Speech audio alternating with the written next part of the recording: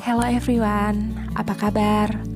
Semoga dalam keadaan sehat selalu ya. Pada kesempatan kali ini, saya ingin berbagi pengetahuan tentang mengenal verb atau kata kerja dalam bahasa Inggris. Mari kita belajar sama-sama ya. Sebelum kita lanjut, saya ucapkan selamat datang di channel YouTube saya. Jangan lupa subscribe dan klik tombol lonceng.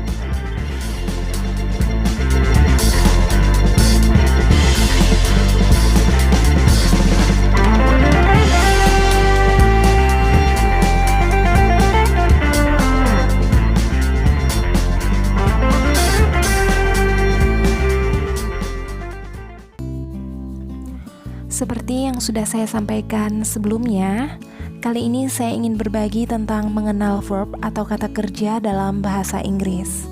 Nah, sebelumnya kita mengenal dulu ya, apa sih verb itu? Teman-teman, perlu diketahui bahwa verb itu merupakan salah satu bagian dalam kalimat bahasa Inggris. Verb atau sering disebut kata kerja merupakan kata yang menunjukkan suatu pekerjaan, aktivitas, atau sebuah kondisi. Dalam verb terdapat main verb atau kata kerja utama, dan di sini kadang-kadang terdapat satu kata atau lebih kata kerja bantu. Contohnya, teman-teman, kalau di sini saya punya kalimat I can swim. Swim di sini adalah main verb atau kata kerja utama, dan kata can atau dapat adalah kata kerja bantu. Kalau kita terjemahkan, saya dapat berenang. Kata dapat di sini hanya sebagai penekanan atau membantu kata swim atau berenang. Nah, semoga dapat dipahami ya. Nah, kemudian teman-teman, di sini saya juga ingin berbagi bahwa verb atau kata kerja itu ada banyak macamnya. Macam yang pertama adalah regular and irregular verb. Mari kita bahas bersama-sama ya. Apa sih regular and irregular verb ini? Irregular verb, kita pahami dulu pertama-tama tentang regular verbnya dulu ya. Kata kerja regular merupakan kata kerja yang konjugasinya mengikuti pola kata dasarnya. Sedangkan kata kerja irregular, teman-teman, ini adalah kata kerja yang pola kata dasarnya berubah. Jadi bunyinya berubah apabila dia diberikan konjugasi. Nah, untuk membedakan kata kerja regular dan irregular, biasanya dilihat dari bentuk katanya dalam bentuk past tense atau kalimat past tense gitu ya. Biasanya ada tambahan en, d atau ed, t dan seterusnya teman-teman. Agar lebih jelas, kita nanti dapat melihat contoh-contohnya sebagai berikut. Jadi di sini saya akan berikan contoh kalau kata kerja yang regular. Verb satunya misalnya prove. Nah, verb duanya atau bentuk past tense-nya di sini tinggal ditambahkan d menjadi proved. Kemudian verb tiganya bisa ditambahkan en menjadi proven. Nah, begitu juga dengan move. Move ini verb duanya jadi moved. Kemudian verb tiganya juga moved. Jump menjadi jumped dan seterusnya teman-teman. Jadi regular verb ini tinggal menambahkan huruf D atau ED atau EN atau T dan seterusnya di belakangnya. Jadi sangat mudah sekali bagaimana mengubah verb 1 menjadi verb 2 atau verb 3. Berbeda dengan irregular verb, dia mengalami perubahan bunyi teman-teman. Jadi misalkan kalau verb satunya itu merupakan be, ada is, am, are. Nah, di sini apabila dia berubah menjadi verb 2, bunyinya lain, menjadi was atau were. Kalau verb 3, ini bunyinya lain lagi, menjadi been. Begitu juga dengan kata yang lain ya. Saya pilihkan di sini ada do, misalkan. Do ini adalah verb 1. Verb 2-nya menjadi did. Verb 3-nya menjadi done. Nah, ini sangat berbeda sekali bunyinya, maka ia tergolong irregular verb. Jadi itu tadi perbedaannya ya. Kalau regular verb itu sangat mudah dikenali, tinggal ada penambahan d, ed atau en di belakangnya. Kalau irregular verb dia berubah bunyi. Sekarang jenis yang kedua adalah action and stative verb teman-teman. jenis kata kerja yang satu ini dapat kita pahami ada dua jenis ya, action and stative verb. Kalau action verb atau biasa dikenal dengan dynamic verb adalah kata kerja untuk menyatakan bahwa subjek sedang melakukan suatu aksi atau untuk menyatakan bahwa sesuatu terjadi. Jadi tindakannya atau kata kerjanya bisa dilihat mata, teman-teman. Kebalikan dari action verb atau stative verb, ini merupakan non-action verb. Adalah kata kerja yang tidak untuk menyatakan aksi, melainkan untuk menyatakan kondisi yang tidak berubah atau cenderung tidak berubah. Nah, ini apa yang terjadi tidak bisa dilihat oleh mata secara langsung, teman-teman. Supaya lebih paham, saya akan lanjutkan ya dengan contoh-contohnya sebagai berikut. Yang pertama, action verb. Di sini ada 3 jenis, activities, process, dan momentary action. Nah, kalau activities, ini kegiatannya dapat dilihat mata. Contohnya eat, listen, play, walk, work. Kalau eat, makan, saya makan roti. Nah, Anda dapat melihat kondisinya orang makan roti. Play, misalkan he plays football, dia bermain bola. Kita dapat melihat tindakannya sedang bermain bola. Kalau proses, ini juga dapat dilihat ya, tumbuh, pencair, shorten, widen, dan seterusnya. Momentary actions, ini merupakan tindakan yang sifatnya dalam periode waktu yang sangat pendek, seperti hit, memukul, jump, melompat, knock, mengetuk. Ini adalah tindakan-tindakan yang sifatnya durasi tindakannya itu pendek, teman-teman. Jadi ini disebut dengan momentary actions. Nah, sedangkan stative verb ini ada 2 jenisnya. Yang pertama perception dan yang kedua adalah relation.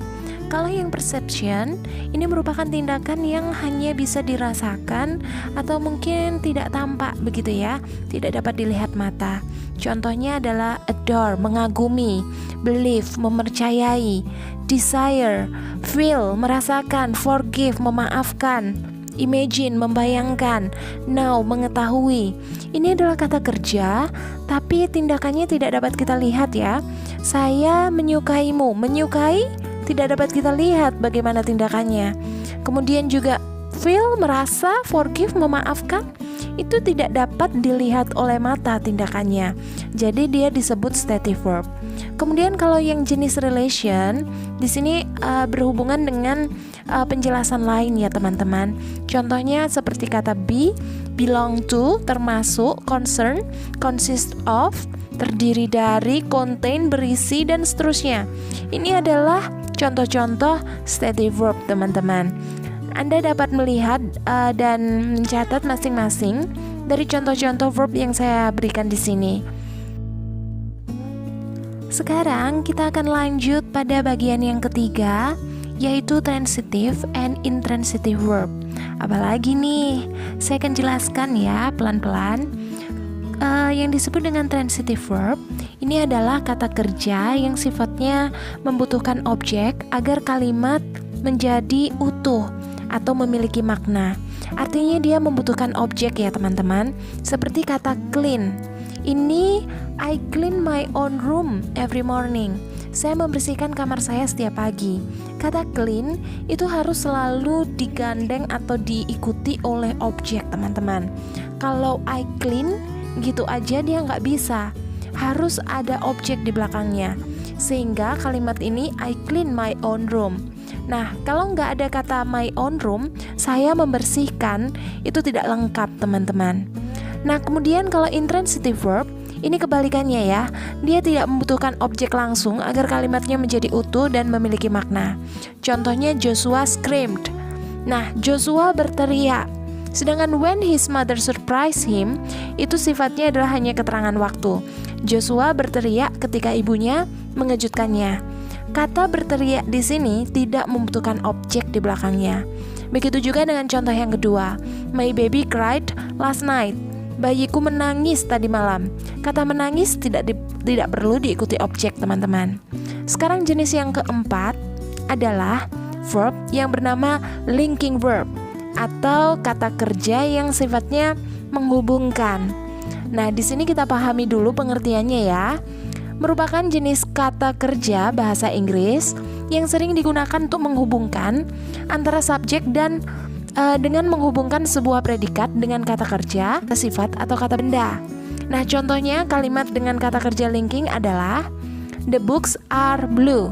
Nah, kata are ini hanya sekedar menghubungkan. The cake tasted sweet. Ini juga ya, tasted di sini verb yang sifatnya menghubungkan antara subjek dengan kata sifatnya. Dalam kalimat-kalimat ini, kata are, tasted, looks merupakan kata kerja linking karena fungsinya adalah untuk menghubungkan subjek yang namanya books, cake, see ya dengan kata benda. Jadi di sini kita harus paham ya bahwa linking verb ini hanya sebagai penghubung. Jenis verb yang kelima adalah auxiliary verb. Nah, seperti apa sih auxiliary verb ini? Mari kita pahami bersama-sama teman-teman. Yang dinamakan auxiliary verb ini adalah kata kerja yang sifatnya hanya sekedar sebagai kata kerja bantu. Kata kerja ini tidak harus ada dalam suatu kalimat dan letaknya sebelum ordinary verb. Ada 3 jenis ya. Yang pertama ordinary auxiliary, yaitu kata kerja bantu asli yang tidak memiliki makna dalam kamus, seperti am, are, is, was, were. Misalnya saya punya kalimat she is a teacher, dia guru. She is beautiful, dia cantik. Is di sini tidak perlu dijelaskan atau diterjemahkan artinya gitu ya. Kemudian kalau jenis yang kedua adalah modal auxiliary, yaitu kata kerja bantu yang memiliki makna. Contohnya will, shall, can, could, may, might, dan seterusnya teman-teman. Nah di sini dia memiliki makna. Will itu artinya akan. Nah misalkan saya mengatakan I will teach you, saya akan mengajarmu. Nah ini dapat diartikan ya teman-teman. Sedangkan jenis yang ketiga adalah emphasize auxiliary, yang sifatnya memiliki makna berupa penegasan. Contohnya do, does, did. Misalkan saya punya kalimat I do love you. Nah itu artinya saya benar-benar atau sungguh-sungguh mencintaimu. Nah itu sifatnya penegasan ya teman-teman. Nah ini adalah jenis-jenis verb yang ada dalam bahasa Inggris. Sebenarnya masih banyak lagi teman-teman, tetapi saya jelaskan 5 dulu. Semoga dapat dipahami dengan baik. Jadi ada 5 jenis ya dalam video kali ini. Saya mengucapkan terima kasih atas perhatian Anda terhadap video ini. Sekiranya video ini bermanfaat, Anda juga dapat bagikan pada teman-teman yang lain. Dan juga teman-teman, saya mohon dukungannya dengan cara subscribe dan klik tombol lonceng pada video ini, sehingga Anda tidak ketinggalan apabila saya berbagi dengan informasi-informasi yang baru. Terima kasih atas dukungan Anda terhadap video ini, dan saya ucapkan sampai jumpa.